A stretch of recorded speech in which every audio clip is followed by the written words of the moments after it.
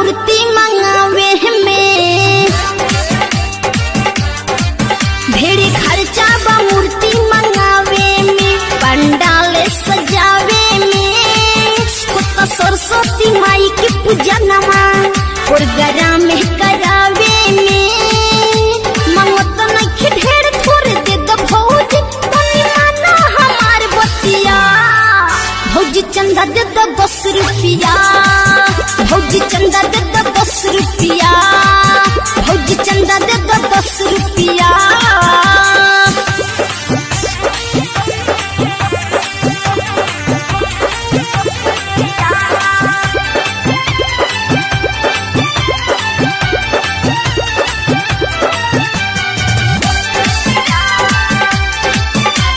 जय Bihar recording studio Mirganj. होई दुआरा पर तोहरा पूजनमा होना ही कर बहानावा,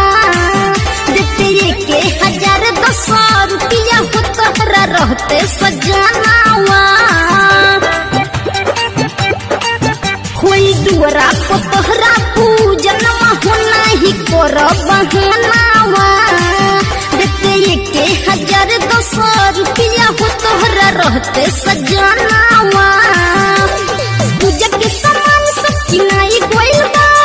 डीजे सम्मेलन सब बनाई गोइल बा, बाकी किने के पायो बरबतिया, भौजी चंदा दे दो 10 रुपया, भौजी चंदा दे दो 10 रुपया, भौजी चंदा दे दो 10 रुपया। जय बिहार रिकॉर्डिंग स्टूडियो मीरगंज।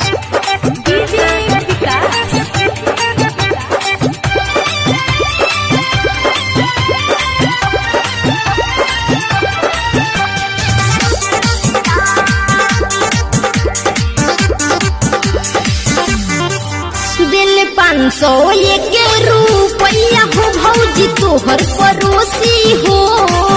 जदि देबू न चंदा 10 रुपया तू हो जइबू दोषी हो, दिल 510 रुपया हो भौजी तोहर पड़ोसी हो, जदि देबू न चंदा 10 रुपया हो तू हो जइबू दोषी हो, हल चल मूर्ति ले आवे गोइले, राजू पंडित के बुलावे गोइले, रिंकी निराले जो हेली बटिया, भौजी चंदा लागी 10 रुपया, भौजी चंदा लागी 10 रुपया, भौजी चंदा लागी 10 रुपया, ढेर खर्चा बा मूर्ति मंगावे में, ढेर खर्चा बा मूर्ति मंगावे में, पंडाल सजावे में, खुद सरस्वती माई की पूजा नमा प्रोग्राम में करावे में, मंगत नइखे ढेर थोड़े दे दो भौजी, तनी माना हमार बतिया, भौजी चंदा दे दो 10 रुपया, भौजी चंदा दे दो 10 रुपया।